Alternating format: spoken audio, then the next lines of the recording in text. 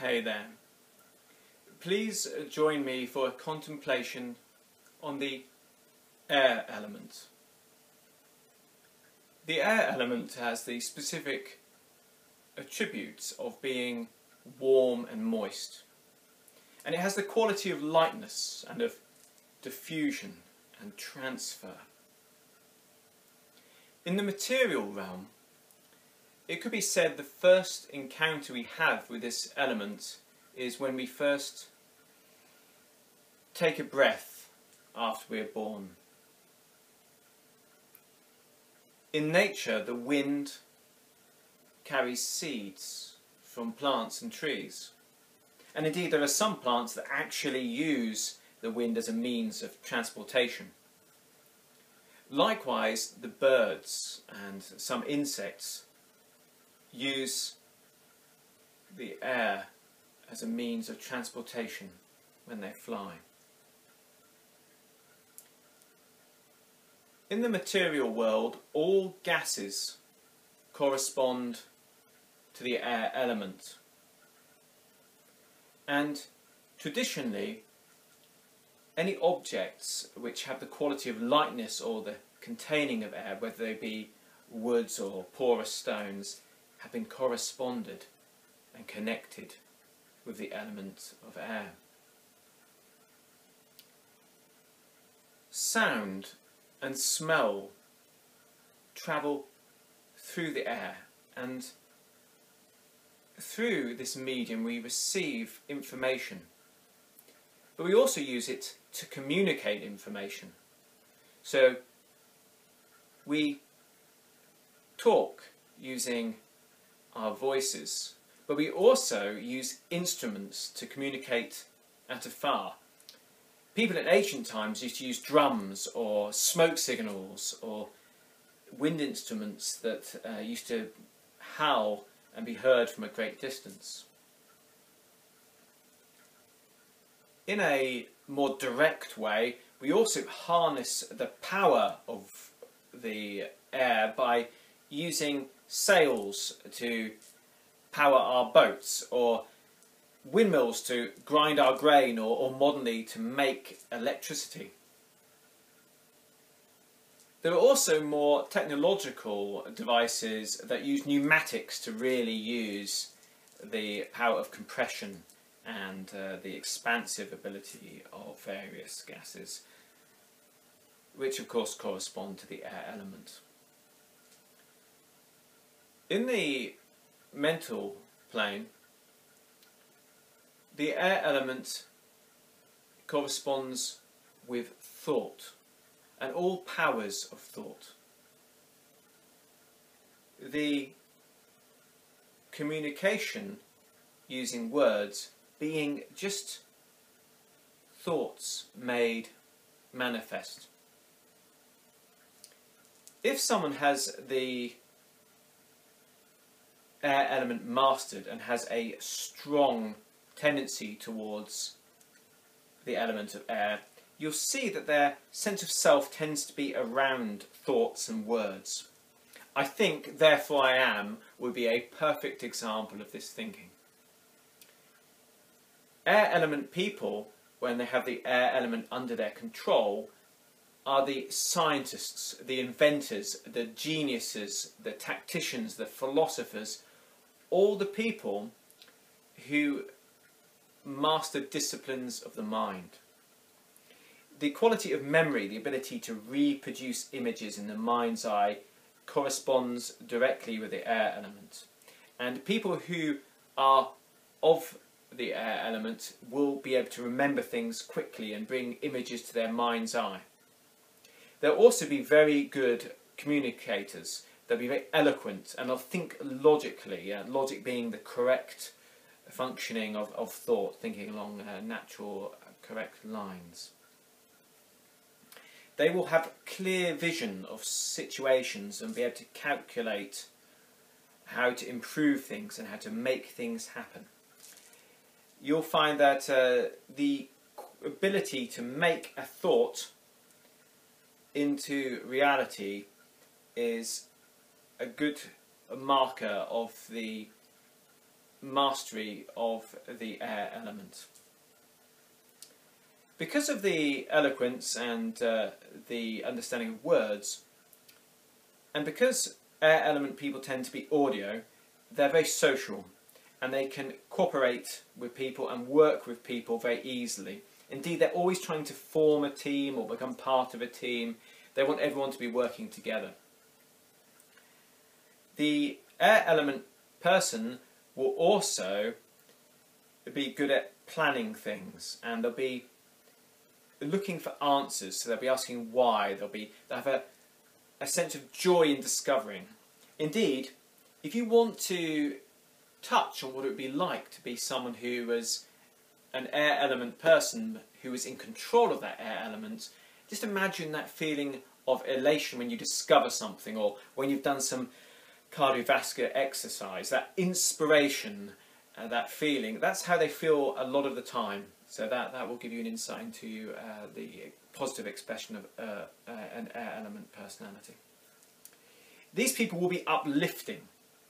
So they will have that quality of uplifting. They'll be a breath of fresh air. You probably heard that saying. And they will be characters that can bring new ideas, and they want to facilitate change. And a very skilled air element person will be able to bring effortless change to circumstances. Sometimes this positive air expresses itself as creativity and artisticness, and this goes very well in tandem. They have both the ability to create things in their mind's eye with great efficiency and clarity, but also air element people tend to be very well coordinated. So the ability to change subject when they're thinking about things, and the ability to change their body and to coordinate themselves go hand in hand. And I say hand in hand because they tend to be very dexterous. They tend to be able to, dexterous, they'll be able to coordinate things and fine motor skills with ease. So an agile person, an athletic person would also be a characteristic of an air element person. These people bring harmony as well, because they can see the big picture, and that may be one of the most positive aspects. Because they also have a good memory, they remember what people do, so they will be able to consult their mental notebook and think, how often was this person correct? Should I pay attention to them, or would this person work well with that kind of person? So they can bring harmony through this method. Of course, there are sometimes elements of the air personality which are outside control.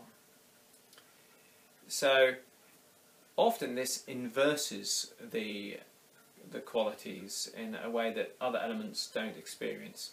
So someone who isn't in control of their detachment, for example, rather than being very connected with things and learning and interested, they won't really know what's going on outside. And you've probably heard the saying, an airhead, or someone who's spacey. So this detachment can lead to an inability to understand outside circumstances. You may have also heard the saying, someone who's full of hot air, a windbag, someone who talks too much. And you'll find that an air element person who can't control their speech is not a rarity, and they will bore people.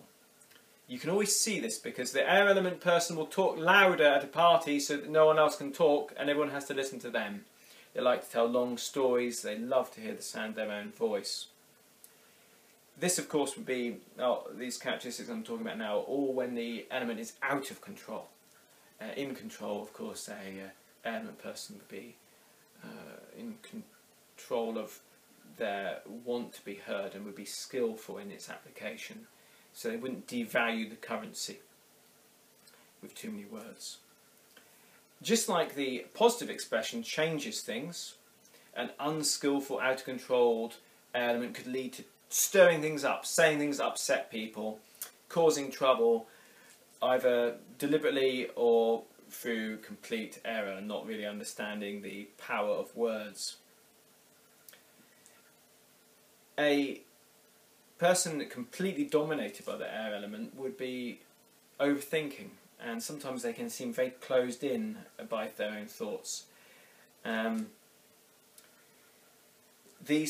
This tends to happen when they're going over small details and their memory is actually hurting them, so they can remember everything horrible everyone's ever done and they can't let go of it, and they'll repeat it again and again and again.